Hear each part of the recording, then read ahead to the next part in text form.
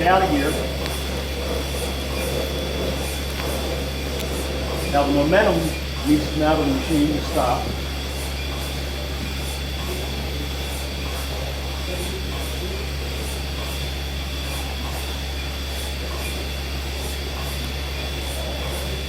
Now the bell is just driving the idler or the loose pulley. To start the machine up again, we just move the belt over to the driven pulley or the tight pulley.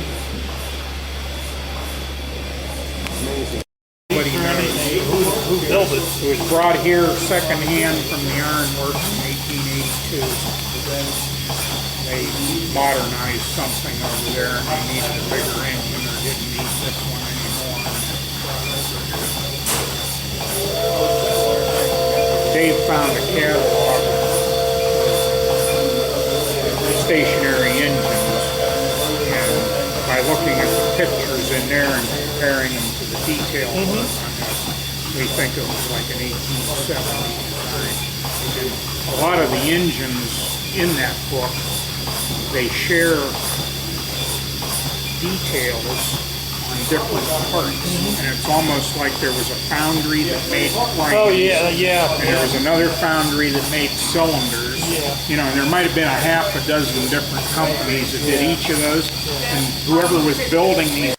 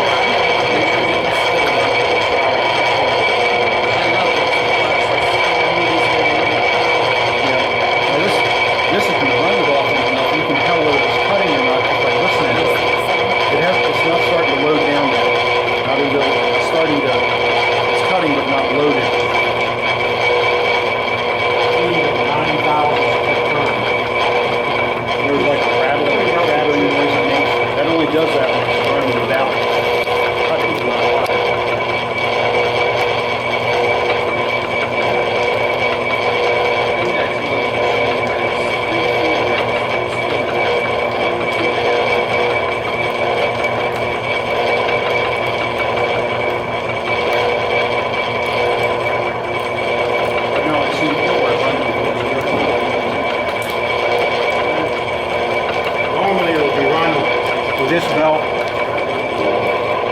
here is typical setup on all of these machines is they have one pulley that's tight on the shaft with a key and another one that's loose in its own bearing, and it's just an idler. And then this mechanism here slides the belt over onto the drill press pulley and it starts to run it. When you get done with the machine, you just slide it back and it stops.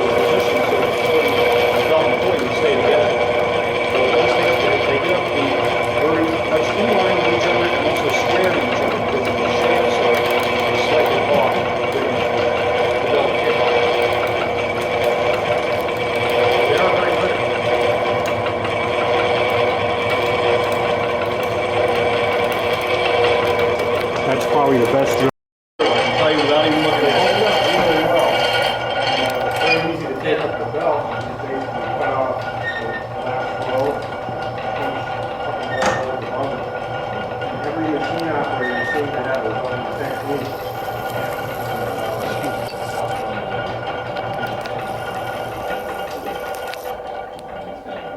I got it. When this building was like a sieve.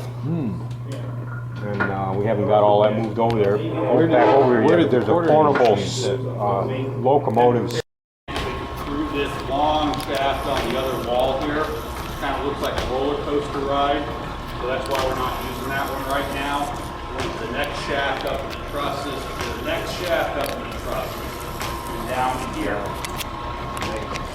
So like the other one, you've got an on-off switch over here, which would normally slide the belt on and off. hook to make sure it doesn't turn on accidentally.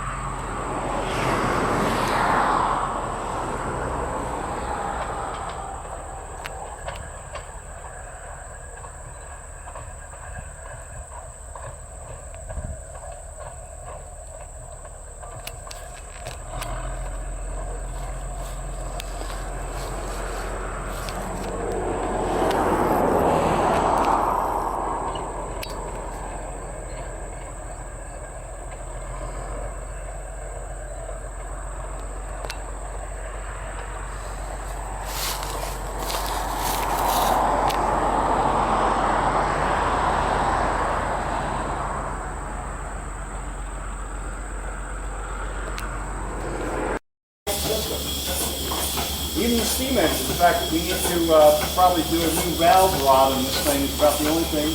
Is the reason it's making as much noise as it is. This is a 100 horsepower steam engine when it's run on steam. However, right now it's running at less than half of the speed that we would normally run, about 100 to 110 RPM. Now the one thing we have added this year, we've actually belted on the flywheel all the way up to the main shaft. You see the main shaft is turning over here. Yeah. And the big feature is the main shaft, we can actually, when I was telling you about how they shifted the machines in and out of gear, you don't have to imagine anything. Watch your step, please. It's a rough work.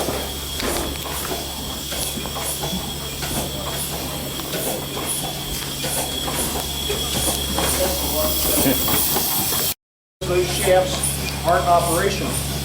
We sight along the shafts and they kind of go. So yeah, there's no way those things are going to turn. This shaft does require some restoration work. It did require a little bit of straightening out, but there are a lot less bearings on it. So once we got it aligned, once the bearings needed to be rebabited, but that's taken care of, and the shaft system actually runs very smoothly, very quiet. So the way they shift these machines in and out of operation, the idler pulley set up on this particular machine is right up here. It's running on compressed air instead of steam. But we're working on that.